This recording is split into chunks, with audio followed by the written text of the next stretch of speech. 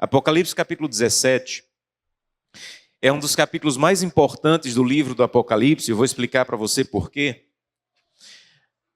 Apocalipse 17 é o último capítulo da Bíblia em que o inimigo ainda tem força de ataque contra o povo de Deus.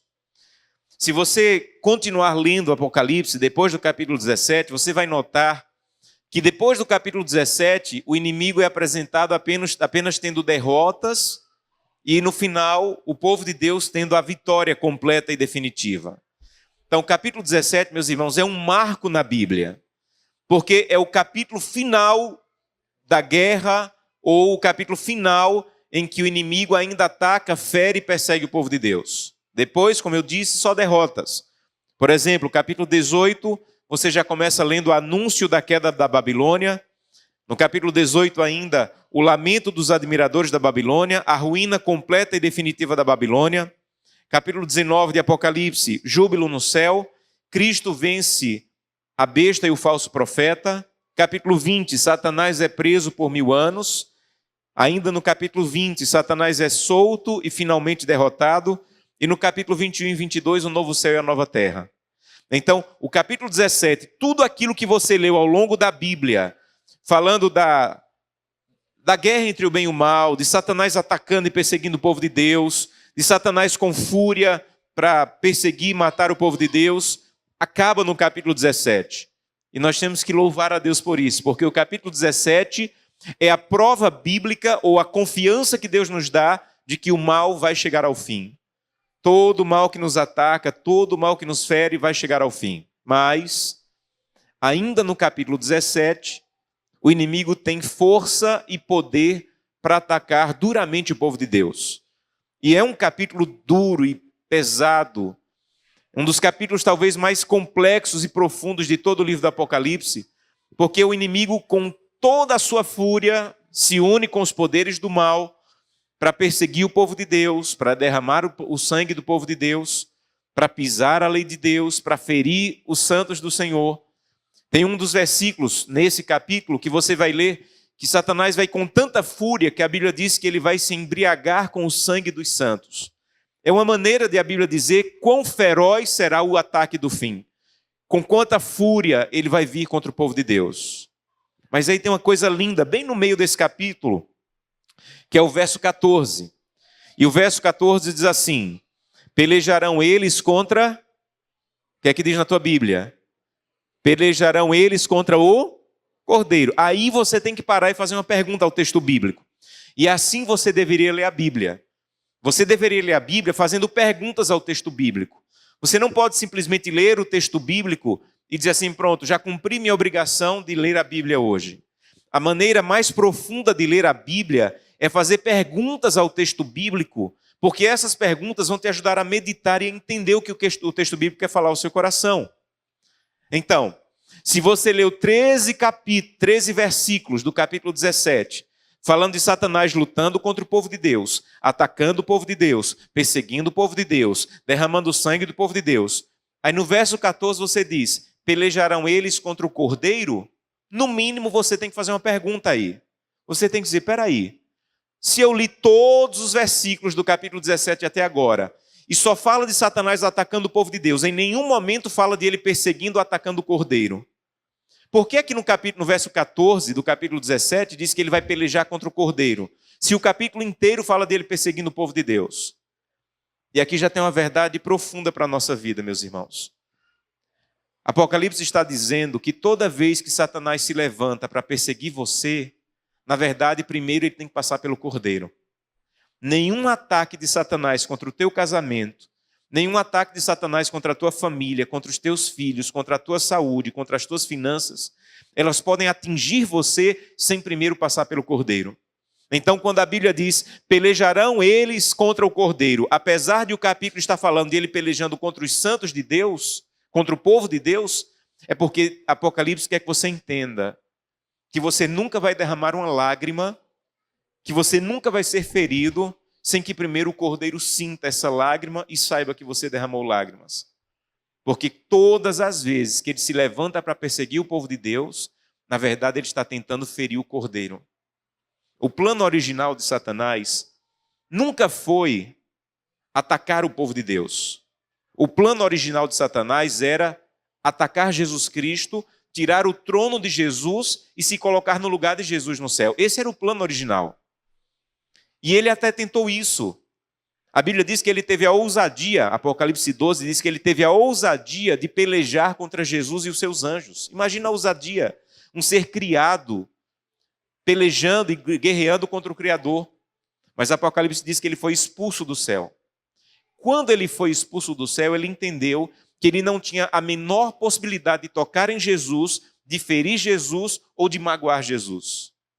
Mas ele percebeu um casal que havia sido criado. E ele entendeu o tamanho do amor que Jesus tinha por esse casal. E ele percebeu que se ele ferisse esse casal, era a única maneira que ele tinha de ferir Jesus Cristo. Então, todas as vezes que ele fere a tua vida, todas as vezes que ele fere o teu casamento, todas as vezes que ele fere a tua família, é a intenção que ele tem desde o Jardim do Éden de atacar Jesus Cristo. Os pais que estão aqui sabem o que eu estou dizendo. Eu tenho 2 filhos. Fale mal de mim, me critique, me ataque, me bata, mas por favor não toque nos meus filhos. Satanás entendeu isso, mas de maneira infinitamente mais profunda sobre o amor de Deus por nós. Então, todas as vezes que ele se levanta contra a tua vida, ele percebeu que era a única maneira que ele teria de atacar Jesus Cristo. Sabe por que Jesus Cristo foi à cruz do Calvário? Não é porque Jesus Cristo, ou porque Satanás tinha força para levá-lo para a cruz do Calvário. É porque ele descobriu o amor de Deus é tão grande por nós, que Jesus Cristo iria voluntariamente à cruz do Calvário para dar solução para o nosso pecado. Ele percebeu que a única maneira de ferir o Cordeiro era ferindo os filhos amados do Cordeiro. Mas tem uma outra verdade aqui que você e eu precisamos entender. Veja, todas as vezes que Satanás nos leva ao pecado, ele não está preocupado com a nossa vida. Se Satanás consegue fazer com que um homem adultere, se Satanás consegue fazer com que uma mulher adultere, ele não está preocupado com você, com sua esposa, com seu esposo, com seus filhos ou com a igreja. Ele entendeu que quando nos leva ao pecado, ele está nos levando a ferir o Cordeiro, magoar o Cordeiro, envergonhar o Cordeiro. Então ele não está nem aí com o teu casamento, ele não está nem aí com os teus filhos. O que ele quer de verdade é ferir e envergonhar o Cordeiro, que já foi ferido na cruz, mas que é envergonhado novamente quando ele nos consegue fazer o que é da vontade dele e não da vontade de Deus em nossa vida. E eu falo do adultério, porque o adultério é um dos pecados que conseguem devastar de maneira mais ampla. Há pecados que você fere a você mesmo, mas o adultério nunca fere só quem cometeu o pecado. O adultério ele tem o poder potencial de ferir pessoas ao redor e magoar pessoas que não têm nada a ver e que não mereciam passar por isso. É essa a intenção do inimigo, é me fazer cair de maneira que o Cordeiro seja ferido todas as vezes que as pessoas que o Cordeiro ama são feridas. Aí o texto diz, pelejarão, olha para o texto bíblico, pelejarão eles contra o Cordeiro, aí o que é que diz em seguida? Pelejarão eles contra o Cordeiro e o Cordeiro, o que é que você tem que dizer? Amém, aleluia, Deus seja louvado. Meus irmãos, você entendeu bem o que você acabou de ler? O Cordeiro vencerá. O Cordeiro vencerá, meus irmãos. Eu costumo dizer que se o Apocalipse terminasse aí, nós já teríamos o suficiente para seguir a vida cristã. Se o último versículo do Apocalipse fosse assim, pelejarão eles contra o Cordeiro e o Cordeiro vencerá. Ponto, acabou o Apocalipse, nós já teríamos o suficiente para seguir. Meus irmãos, o Cordeiro vencerá. O Cordeiro vencerá o cemitério, o Cordeiro vencerá o divórcio, o Cordeiro vencerá a doença, o Cordeiro vencerá os problemas familiares, o Cordeiro vencerá, e a gente tinha que todo dia colocar isso na cabeça, eu não vou desistir agora, porque o Cordeiro vencerá. Talvez você já tenha ouvido a história de um garotinho que estava lendo um gibi, uma revista em quadrinhos, e quando ele estava lendo, era o super-herói que ele mais gostava, e ele estava lendo, e nessa história em particular, o super-herói só apanhava, o vilão da história só batia no super-herói, só atacava o super-herói, quase matava o super-herói, e o garotinho foi ficando incomodado, ele pegou o dedinho, colocou no meio do gibi, e foi lá para a última página, E quando leu a última página da história em quadrinhos, ele viu que finalmente, no final da história, o vilão era derrotado e o herói ganhava. Ele sorriu, voltou para onde estava o dedo dele marcado lá no meio do gibi, olhou bem para a cara do vilão na história em quadrinhos e disse assim: você não sabe o que eu sei. No final você vai ser derrotado. Sabe o que é Apocalipse 17:14? É Deus te autorizando a pegar o teu dedinho ferido pelas dores dessa vida, colocar no versículo 14 e dizer ao mal que te ataca: você não sabe o que eu sei, o Cordeiro vencerá. O Cordeiro vencerá e eu não vou desistir, porque o Cordeiro vencerá. Está difícil, eu tenho passado por momentos muito duros no meu casamento, com os meus filhos, mas eu não vou desistir, porque o Cordeiro vencerá. Em nome da autoridade bíblica, não desista, porque Apocalipse 14 está te garantindo: o Cordeiro vai vencer. Agora, meus irmãos, quando nós lemos o Cordeiro vai vencer, a gente tem que ler exatamente o que está dizendo aí. Quem vai vencer é o Cordeiro. O que é que significa, pastor? Vou te explicar. Quando a Bíblia diz que o Cordeiro vai vencer, está dizendo que a vitória não é sua. Está dizendo que a vitória final da salvação não é pelo que você faz. A vitória é do Cordeiro, não é minha. Quando Jesus Cristo voltar, os anjos irão colocar uma coroa de ouro na nossa cabeça. Aquela coroa é a garantia e a certeza de que estamos salvos por toda a eternidade. Meus irmãos, quando o anjo colocar a coroa de ouro na sua cabeça, ninguém, absolutamente nenhum dos salvos, vai pensar assim: ah, eu venci porque guardei o sábado. Eu recebi essa coroa porque devolvi o dízimo. Não, eu venci porque entreguei cestas básicas na terra. Eu venci porque era pastor ou porque era líder da igreja. Não, ninguém. Quando a coroa for colocada na sua cabeça e você entender que você está salvo por toda a eternidade, todos os salvos vão dizer: o Cordeiro venceu. A vitória é do Cordeiro e a vida cristã só tem sentido se você entender que a vitória não é o que você faz. A salvação, meus irmãos, é algo tão distante da nossa possibilidade que, a menos que o Cordeiro vencesse na cruz do Calvário, nós nunca venceríamos. Não importa quantos sábados guardemos, não importa quanto dízimo devolvamos, não importa quanto tempo trabalhemos na igreja, a vitória só é possível para a vida eterna por causa da vitória do Cordeiro. Mas sabe o que é que o texto continua dizendo? Pelejarão eles contra o Cordeiro e o Cordeiro vencerá. Por quê? Porque é o Senhor dos senhores e Rei dos reis. E vencerão. O que é que diz o texto bíblico? Olha para o texto bíblico e me ajuda. Pelejarão eles contra o Cordeiro e o Cordeiro vencerá. Porque é o Senhor dos senhores e Rei dos reis. E vencerão também. Essa é a palavra. Aleluia. E vencerão. A vitória de quem, meus irmãos? A vitória do Cordeiro. Mas o texto está dizendo que vencerão também com o Cordeiro. Os chamados, eleitos e fiéis que se acham com ele. Algumas versões dizem que caminham com o Cordeiro. Outras versões dizem que permanecem com o Cordeiro. Então, quem vai vencer? O Cordeiro. Mas o Cordeiro decidiu não vencer sozinho. Ele vai compartilhar a vitória dele conosco. Há uma citação linda de Ellen White que ela diz assim: ninguém deve ficar apreensivo sobre o que Deus pensa de você. Você deve estar seguro no que Deus pensa de Cristo, o seu substituto. Olha que coisa linda. Ninguém deve ficar apreensivo sobre o que Deus pensa sobre você. Você deve estar seguro no que Deus pensa de Jesus Cristo, que é o seu substituto. Então quem vai vencer é o Cordeiro. Mas o Cordeiro decidiu compartilhar a vitória dele conosco. Por isso que o texto diz: e vencerão também os que caminham com o Cordeiro, os que permanecem com o Cordeiro, os que se acham no Cordeiro. O que você tem que entender essa manhã é: quando nós vamos entender que a vitória é daqueles que aprenderam a caminhar com o Cordeiro?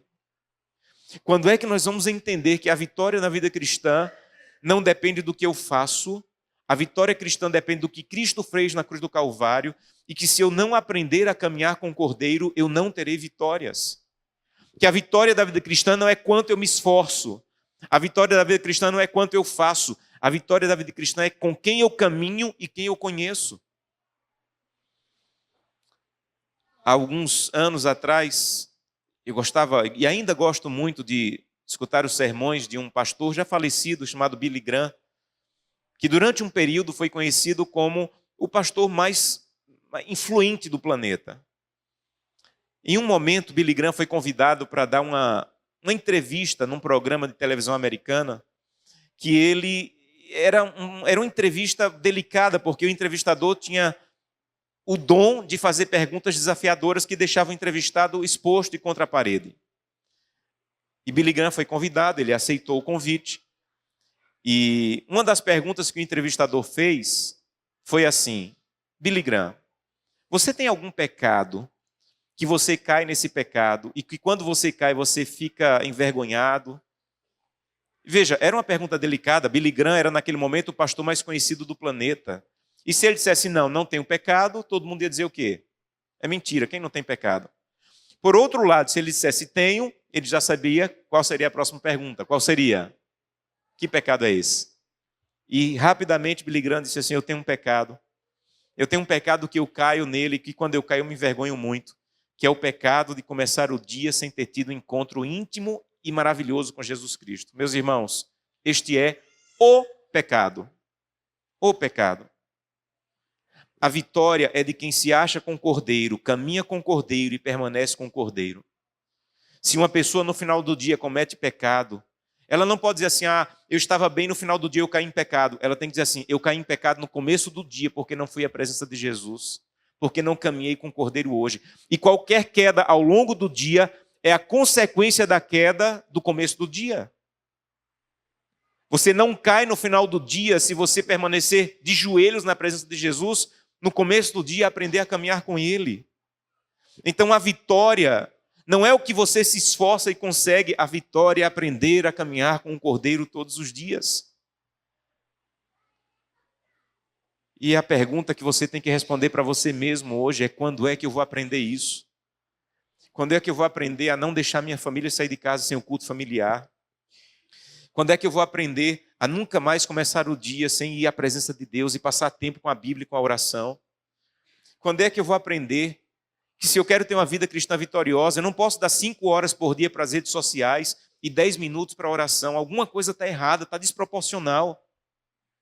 A vitória, meus irmãos, não é da placa da igreja que você frequenta, nem no dia que você guarda, nem da carne que você não come. A vitória é do Cordeiro. E o Cordeiro vai dar essa vitória para quem aprender a caminhar com Ele.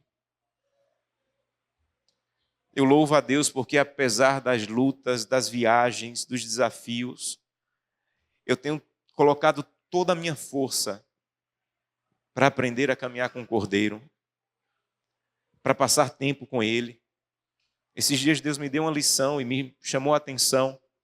Eu tenho um Instagram que eu uso só para coisas de igreja. Você não vai ver foto de viagem, você não vai ver fotos da minha família, só coisas de igreja, de pregações.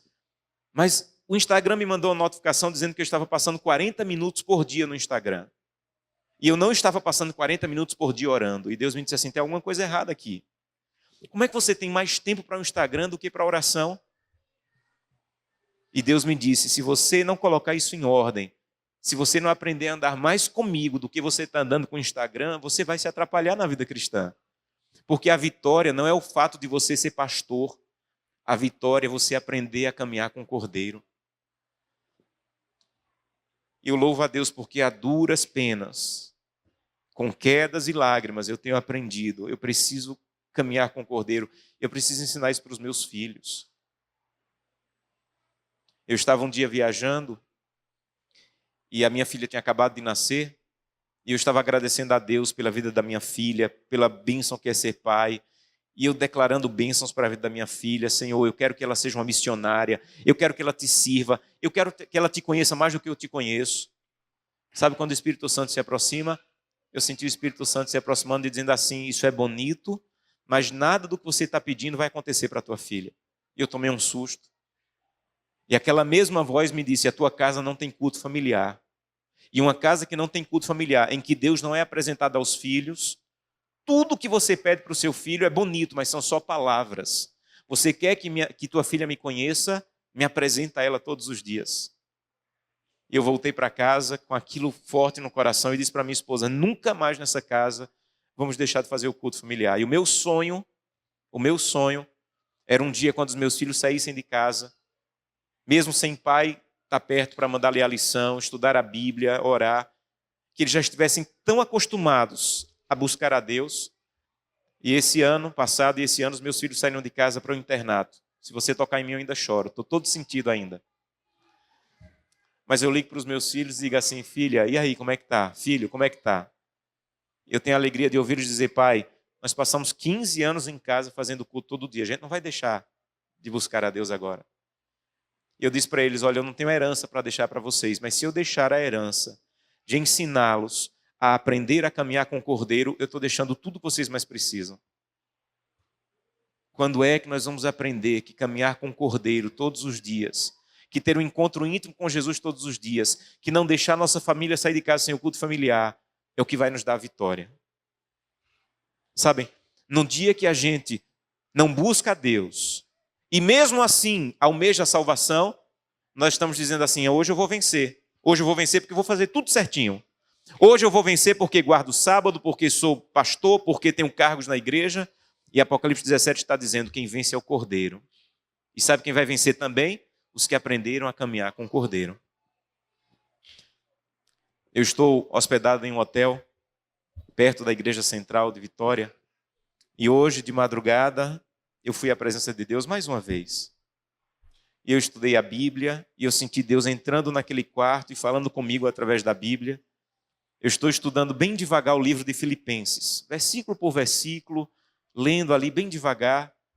E eu passei um tempo em oração, eu tenho muita dificuldade de me concentrar na oração, então eu escrevo as minhas orações. Eu tenho vários cadernos que eu vou escrevendo, e hoje de manhã eu escrevi ali algumas folhas, conversando com Deus, abrindo meu coração, e eu senti Deus me perdoando, eu senti Deus renovando a presença dele na minha vida.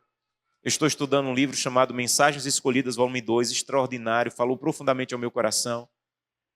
E hoje eu senti naquele quarto de hotel que eu estou, a presença de Deus renovando o Espírito Santo na minha vida, me abraçando e me perdoando. Foi maravilhoso. Mas sabe o que é que eu vou fazer amanhã de manhã? O mesmo. Sabe o que é que eu vou fazer segunda de manhã? O mesmo. Porque o maná de hoje vai derreter hoje. Eu tenho que voltar para buscá-lo amanhã de novo. E sabe por que eu enfrento, mesmo o cansaço, as viagens, mas não começo o dia sem buscar a Deus? Não é porque eu tinha que pregar para vocês hoje. Não é porque eu sou pastor. Eu vou te explicar por quê. Eu tenho buscado a Deus todos os dias, meus irmãos. Porque um dia, eu creio que muito em breve, vai aparecer uma nuvem no céu. Essa nuvem inicialmente vai ser do tamanho da mão de um homem e ela vai começar a crescer. Em algum momento nós vamos ver essa nuvem cercada de milhares e milhares e milhares de anjos. E no meio dessa nuvem vai estar um trono. E sentado nesse trono vai estar Jesus. E lá da nuvem, Jesus Cristo vai dizer com a sua potente voz, despertai todos vós que dormis no pó da terra. E a voz de Jesus, tão potente e maravilhosa, vai entrar nos túmulos. E os que morreram crendo em Jesus Cristo vão despertar. E o cemitério, que hoje é o lugar mais triste do planeta, vai se tornar o lugar mais feliz, o lugar do reencontro. Eu não sei onde é que eu vou estar, mas eu creio que nesse momento o anjo vai me fazer reencontrar minha mãe. E quando os mortos estiverem ressuscitados, que creram em Cristo, e os salvos que não passaram pela morte estiverem prontos, nós seremos levados até a nuvem onde Jesus está. E nessa nuvem nós vamos receber a coroa de ouro e vamos receber a harpa. E nós vamos fazer uma viagem dessa nuvem até a casa de Deus, onde vamos passar o milênio. Paulo diz que é o terceiro céu. E nós vamos até a casa de Deus, que Apocalipse 21 e 22 descrevem em detalhes. E a Bíblia diz que essa cidade que nós vamos morar, ela tem a porta de uma pérola só, imagina a beleza. E ela vai estar fechada nesse momento. Toda a multidão de salvos vai ficar em frente à porta do Éden, renovado. E Jesus vai ficar em frente à porta do Éden fechada. E nós vamos ver no meio da multidão, e eu quero estar lá, segurando a mão de Gleice, Glenda e Samuel. E nós vamos ver no meio da multidão, meus irmãos, um homem mais alto do que todos os homens e uma mulher mais alta do que todas as mulheres. Nós vamos entender que são os nossos primeiros pais, Adão e Eva. E Jesus vai fazer um sinal para Adão vir. E Adão vai começar a andar pelo meio da multidão. E Jesus vai abrir os braços para abraçar Adão, como um abraço em toda a humanidade dos salvos. E quando Adão se colocar na frente de Jesus, Jesus vai estar com os braços abertos. E Adão vai ver pela primeira vez umas marcas na mão de Jesus. Adão tocou naquelas mãos, aquelas mãos formaram um boneco para formar Adão. Jesus fazia o culto continuamente com Adão no Éden, mas naquele momento Jesus não tinha morrido na cruz ainda. E Adão não viu essas marcas porque elas não estavam lá ainda. Quando Jesus Cristo abriu os braços e Adão enxergar pela primeira vez as marcas na mão de Jesus, ele vai entender que aquelas ovelhas que ele matava quando pecava eram o símbolo de Jesus e que em algum momento da história da humanidade, Jesus Cristo veio à Terra e sofreu infinitamente mais do que aquelas ovelhas que ele matou sofreram. E nesse momento, meus irmãos, Adão não vai ter coragem de abraçar Jesus. Ele vai se ajoelhar aos pés de Cristo, ele vai tirar a coroa, vai colocar nos pés de Jesus e vai dizer: digno, digno, digno é o Cordeiro que foi morto e reviveu. Jesus vai se abaixar, vai levantar Adão, vai colocar a coroa de volta na cabeça de Adão e vai virar Adão para toda a multidão de salvos. E vai dizer nesse momento, meus irmãos, o que eu mais sonho escutar Jesus dizendo. Ele vai dizer: vosso conflito está terminado. Vinde, benditos do meu Pai, e possui por herança o reino que vos está preparado desde a fundação dos tempos. Meus irmãos, o que eu mais sonho na minha vida ouvir é Jesus dizendo: vosso conflito está terminado. Quando ele disser isso, eu vou entender que nunca mais vou ter que conversar com casais que estão querendo o divórcio. Nunca mais alguém vai me ligar para dizer: pastor, você pode vir fazer um culto fúnebre. Nunca mais Satanás vai me atacar e tentar me derrubar e me afastar de Deus. Nunca mais eu vou estar inseguro de até quando as pessoas que eu amo irão viver. Quando Jesus Cristo disser: o vosso conflito está terminado, você vai entender. Acabou. A salvação está começando. E com essa mão marcada pelos cravos, Jesus vai abrir a porta de pérola do céu. E ele e Adão à frente irão guiar a multidão dos salvos. Nós vamos entrar na porta de ouro, na porta de pérola, vamos andar pelas ruas de ouro e seremos conduzidos até a árvore da vida. E na árvore da vida nós vamos comer dos frutos da árvore da vida. Os homens nesse momento irão crescer a estatura de Adão, as mulheres irão crescer a estatura de Eva. Você já vai estar completamente feliz.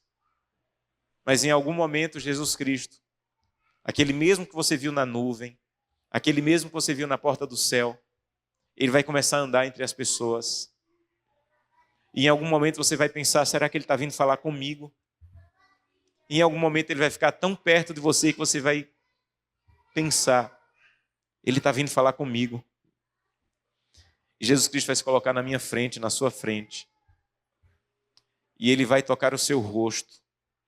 E ele vai enxugar dos seus olhos toda lágrima. Eu tenho a minha teoria sobre essa lágrima que ele vai enxugar. Pode ser o que for vai ser bom, mas na minha cabeça, a última lágrima que ele vai enxugar é aquela dor que você passou na terra que ele nunca te explicou. Quando minha mãe faleceu, era o ano do meu casamento, ela estava organizando tudo. Era o meu segundo ano de ministério, ela era mais a pastora do distrito do que eu. Eu tinha 21 anos de idade. E Deus me confortou, Deus me ajudou, mas Deus nunca me explicou por que naquele momento. E quando ele enxugar os meus olhos, eu vou dizer: louvado seja Deus porque aconteceu do jeito que aconteceu. E nesse momento ele vai me abraçar. Os braços dele irão me envolver e ele vai me dizer: seja bem-vindo para a eternidade. Então deixa eu te explicar por que hoje de madrugada eu busquei a Deus. Não é porque eu sou pastor e não é porque eu tinha que pregar para vocês. É porque eu não quero perder esse abraço. É porque eu já entendi que a vitória não é porque eu sou pastor, porque guardo o sábado. É porque eu aprendi a caminhar com o Cordeiro. Igual a você, nem todo dia eu tenho vontade de orar. Nem todo dia eu tenho vontade de ler a Bíblia, mas todo dia eu tenho vontade de abraçar Jesus pessoalmente. E é o desejo profundo por esse abraço que me faz todo dia a presença de Deus e aprender a caminhar com o Cordeiro. Porque para mim está claro, a vitória não é minha, a vitória é do Cordeiro. E vai ser vitorioso também quem aprendeu a caminhar com o Cordeiro. Um dia eu estava pregando esse sermão e uma jovem estava assistindo. Ela tinha passado momentos muito duros, estava com uma enfermidade permanente. E o que levou ela àquela enfermidade permanente foi uma dor muito profunda de vários aspectos emocionais, físicos. E ela não via sentido, ela dizia assim, mas não tem sentido. No início da minha juventude, no início do meu casamento, no início da minha vida, eu tenho que ficar nessa situação. As pessoas terem que me levar. Não tem sentido, nada faz sentido. E os pais dela insistiram, olha, vamos à igreja hoje. E ela foi, e eu preguei esse sermão. E na saída ela disse, pastor, eu queria falar com você. E ela me disse, pastor, nada ainda faz sentido. Eu não sei porque eu estou nessa situação, eu não sei porque eu passei por isso que eu passei. Mas hoje eu decidi, eu não vou perder esse abraço. Pode não ter sentido aqui, pode ser que um dia lá ele me faça entender o sentido. Mas para mim eu não quero mais ter sentido. Eu não quero mais compreender o que passou comigo. O que eu quero é abraçar Jesus Cristo. Eu não vou mais perder esse abraço. Hoje eu decidi, eu vou caminhar com o Cordeiro porque eu não quero perder o abraço. Pastor, e como é que eu sei que eu vou ser um desses vitoriosos do Cordeiro? O texto bíblico diz assim, pelejarão eles contra o Cordeiro e o Cordeiro vencerá, porque é o Senhor dos senhores e Rei dos reis. E vencerão também os chamados, eleitos e fiéis que caminham com o Cordeiro. Então o texto bíblico está dizendo assim, você quer saber se você é um dos vitoriosos? Os vitoriosos terão 3 características. Chamados, eleitos e o quê? Fiéis. Chamado, meus irmãos, é o que Cristo fez na cruz do Calvário. Quando ele disse assim, está consumado, ele está fazendo um chamado universal. Desde o primeiro homem e mulher até o último homem e mulher foram chamados para a salvação. Todos foram chamados. Então, salvação, nós não cremos como igreja adventista que pertence à igreja adventista. Ao contrário, nós acreditamos que o povo de Deus é maior fora da igreja adventista do que dentro da igreja adventista. Porque o chamado de Deus não é para uma igreja ou para uma nação. O chamado é universal. Pastor, e por que apesar de todos serem chamados, nem todos serão salvos? Aí vem a segunda palavra, eleito. Eleito é a aceitação pessoal do chamado. Estudamos até isso na lição da Escola Sabatina dessa semana. Deus não tem eleição de dizer você está salvo, você está perdido. Não. A eleição é a resposta pessoal de quem entendeu o que passou na cruz do Calvário e diz, Santo Deus, eu aceito o teu chamado para a salvação. Quem aceita o chamado para a salvação é eleito. Pastor, e como é que eu sei que eu fui chamado de eleito? Aí vem a terceira palavra. Qual é a terceira palavra? Fiel. Meus irmãos, em nome da autoridade bíblica, não brinque com a infidelidade. Eu continuo afirmando o que eu falei no começo do sermão. Você não vai ser salvo pelo dia que você guarda, nem pelo dízimo que devolve, nem pela carne que não come. Você vai ser salvo pelo que Cristo fez na cruz do Calvário. Mas se você entendeu o que realmente passou na cruz do Calvário, você vai viver caminhando com o Cordeiro, sendo chamado, eleito e o quê?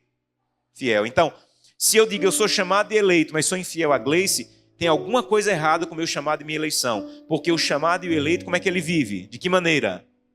De maneira fiel. Então, não brinque com a infidelidade. Não brinque com a infidelidade na guarda do sábado. Não brinque. Não trate o sábado como quinta-feira. Sábado não é quinta-feira. Não viva nas redes sociais no sábado como você vive nas redes sociais durante a semana. O sábado é um dia que você deveria reservar para passar mais na presença de Deus. Não brinque com a infidelidade. Porque Ezequiel 20:20 diz que o sábado é um sinal de Deus, de que você pertence a Deus. Você não é salvo porque guarda o sábado, mas porque caminha com o Cordeiro e é salvo, você vai ser fiel. E se eu não sou fiel, alguma coisa está errada com o meu caminhar com o Cordeiro. Alguma coisa está errada. Porque o vitorioso de Apocalipse 17:14 é chamado, eleito e fiel. Não brinque com a infidelidade do seu corpo. Durante esses 10 dias, nós estudamos, pelo menos em 4 dos 10 dias, sobre o cuidado que devemos ter com o templo do Espírito Santo. Não brinque de deixar para lá os princípios de saúde que Deus já apresentou para você. O seu corpo é o templo do Espírito Santo e você deve tratá-lo como templo. No templo só entrava o melhor. Pode olhar para o templo e para o tabernáculo, só o melhor azeite, a melhor madeira, a melhor oferta. Isso aqui agora é um templo. E eu tenho que colocar aqui o melhor, porque aqui habita o Espírito Santo. Então não trate os princípios de saúde como uma coisa que podem ser menosprezadas, que são de menor importância na vida cristã. Não brinque com a infidelidade com seu corpo, porque os vitoriosos são chamados, eleitos e fiéis. Meu irmão, minha irmã, não brinque com a infidelidade da comunhão com Deus. Não brinque. Não brinque de sair de casa para esse mundo mau que está tentando todo dia destruir o nosso casamento, os nossos filhos, a nossa vida cristã. E você sair de casa desprotegido, sem orar e sem ler a Bíblia. Ellen White tinha uma citação que ela dizia: eu temo dormir na casa de alguém que não tem o culto familiar, porque essa casa está desprotegida. E ela diz assim: eu só dormiria nessa casa se fosse com a intenção de ajudar essa família a colocar em dias o culto familiar. Uma casa sem culto familiar está desprotegida. Então não brinque com a infidelidade de dizer assim: não, hoje eu não tenho tempo, hoje eu vou sozinho. Não vá sozinho para o trabalho, não vá sozinho para a universidade. Vá à presença de Deus e busque a Deus de maneira profunda. Meus irmãos, não brinquem com a infidelidade nos dízimos e ofertas. Não brinque. Não ache que infidelidade nos recursos é uma coisa de pequena importância. Na verdade, é a fidelidade nos dízimos e ofertas que possibilita que Deus arranque o egoísmo do seu coração. Como a Bíblia diz, Jesus falou: onde está o teu tesouro, aí está o teu coração. Se o teu tesouro financeiro não está na fidelidade e compromisso com Deus e com a sua causa, o seu coração também não está em Deus e na sua causa. Os vitoriosos são chamados, eleitos e fiéis. Há alguns anos, eu conheci um irmão de um estado aqui do Brasil, um homem muito próspero, com muitos recursos. Ficamos muito amigos, nos conhecemos numa situação muito interessante. Deus nos uniu assim em amizade. E sempre que eu viajava para aquele estado que ele mora, eu dava um jeito de visitá-lo pela amizade que nós desenvolvemos. E um dia ele me ligou e disse: pastor, eu estou com uma doença, tenho poucos meses de vida, uma doença séria, e essa doença rapidamente tirou a força do meu amigo, a saúde. E era muito comum no sábado pela manhã ele me ligar e dizer: ô pastor, hoje eu estou fraquinho, não tenho como ir para a igreja, mas eu acabei de assistir um sermão seu aqui no YouTube, eu queria conversar desse sermão e orar com você. Onde eu estivesse na América do Sul, entre 6 da manhã e 9 da manhã, ele me ligava: pastor, assisti um sermão aqui, queria orar com você. E em setembro do ano retrasado, 2023, eu estava pregando na Argentina e às 9 horas da manhã a esposa dele me ligou. E eu pensava que é por um sermão que ele estava assistindo, e a esposa disse assim: ô pastor, hoje não é por um sermão, seu amigo está na UTI e o médico disse que ele tem poucas horas de vida. Naquele mesmo dia, meu amigo descansou.